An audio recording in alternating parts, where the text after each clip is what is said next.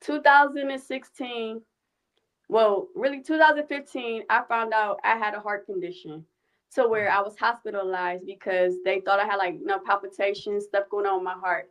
I was hospitalized.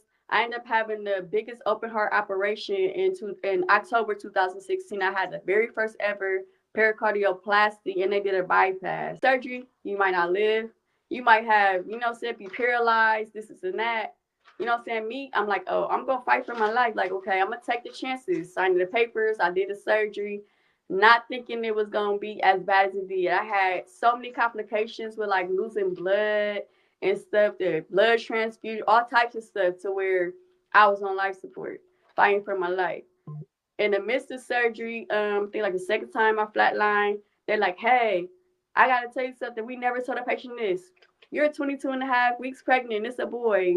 And because of my son, my youngest son being in my stomach, they were able to bring me back to life to save me.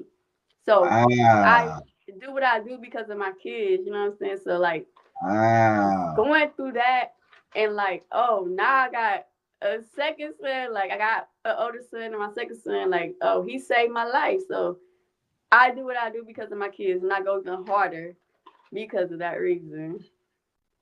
I like no not no no no disrespect. I don't want to cut you off, but I know for a fact you feel a certain way when people might tell you, ain't no God, ain't no higher power.